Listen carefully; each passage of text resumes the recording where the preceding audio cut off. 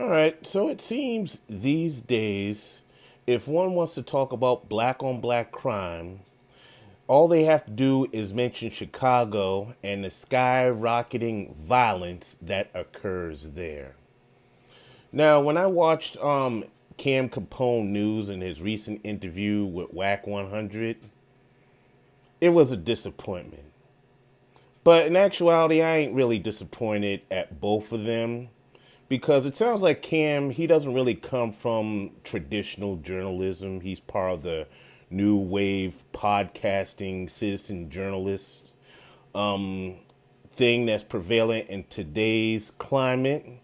So he wouldn't know how to properly ask questions. I mean, I give him this. He knows how to listen to people, but he doesn't know how to ask questions and provide proper pushback when it comes to certain answers. And I mean, he did that to a point with Charlie Kirk when Whack 100 brought up Charlie Kirk, but he didn't do enough. He didn't go all the way there. And I think it's because Whack 100 can outtalk Cam Capone news. Now, if Whack 100 was to be on a Roland Martin's platform or someone else's platform whose name I can't think of, yeah, they would have pushed back on him all day, every day. But when you on an interviewer that's not going to provide any type of pushback or nothing of that sort, then they can run circles around you. Well, in Wack's case, he ran circles around Cam Capone News. In fact, I don't think Whack 100 knew what he was talking about. But before I get into that, let me get into this first. I'm a Gen Xer, by the way. I remember when the Posse Cut Self Destruction came out, and KRS-One basically he was inspired by the fact that he lost one of his good friends, DJ Scott LaRock, to senseless violence. So when he lost him, it inspired a new creative conscience in the Blastmaster. So self destruction was a part of that. It was a part of the Stop the Violence movement, and that was my first time hearing of black on black crime. And for the most part, when KRS-One came out with that, along with the rappers that joined him, they were coming from a good and genuine place. Fast forward to now, when I hear people talk about black on black crime, they're not coming from a genuine place.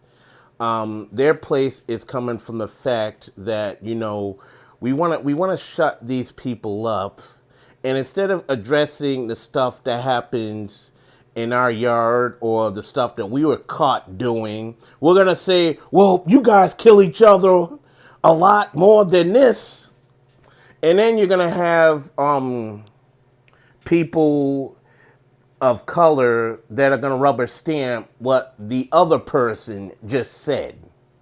So it gets to the point where the other person doesn't have to say it. They'll just have somebody with my skin complexion say the same thing that can absolve their guilt and resolve them of any type of responsibility of what they were caught for or what they're blamed for.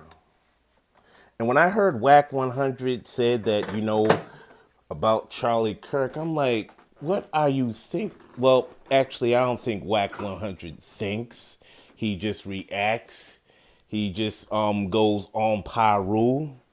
Now, he's saying, well, we should do this for the community and do that.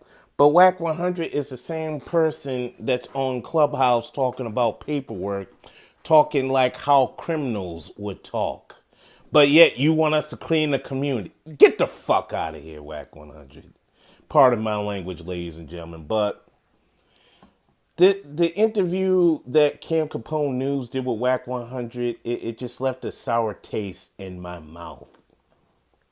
And it just seemed like, well, Whack didn't really know what he was talking about when he was actually co-signing what Charlie Kirk was said and not really addressing the problematic nature of what Charlie Kirk was saying. And it was like, well, we do. I'm like, well, whack 100.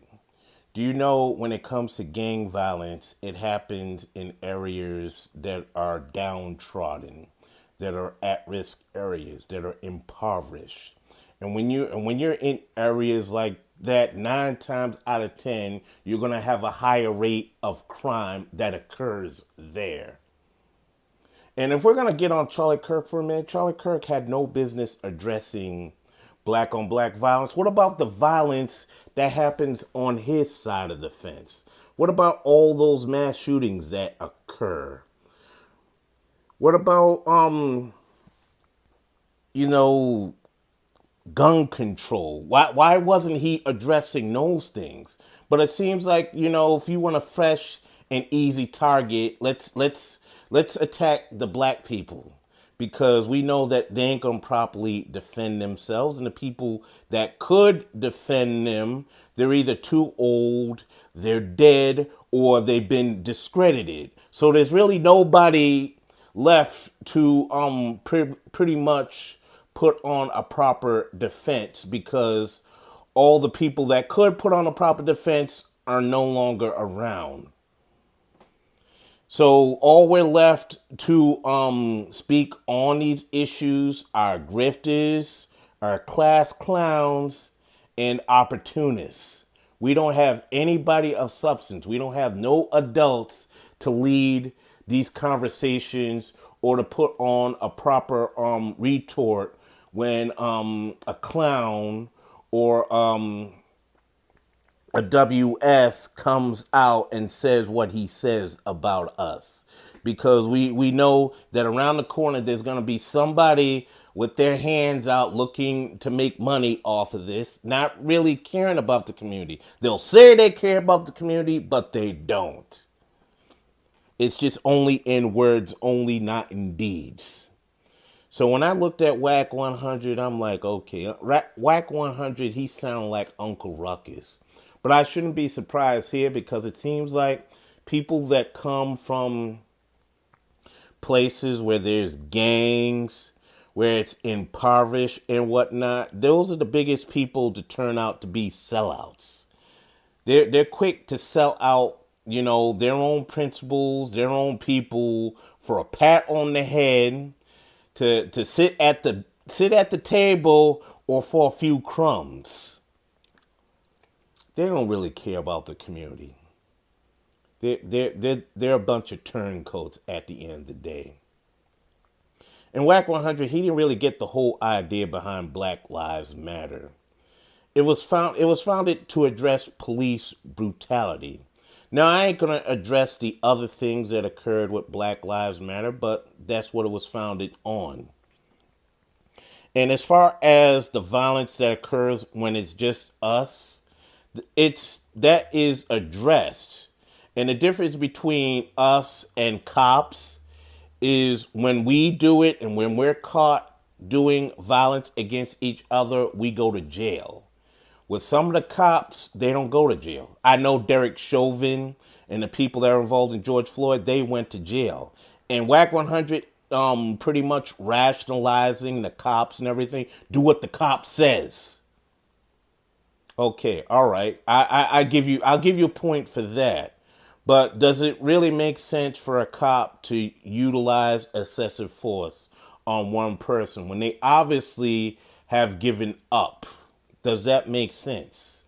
No, it does not.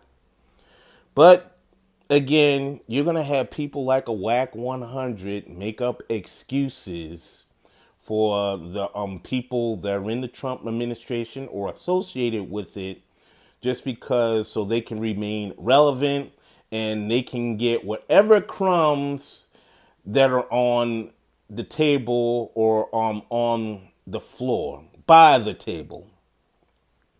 So that is my 2 cents on Whack 100's interview on Cam Capone News. Cam Capone News, shout out to you, but you should be ashamed of yourself. You could have did a better job than that. So audience, tell me what you think. Let me know in the comment box. This is Iron Will Media.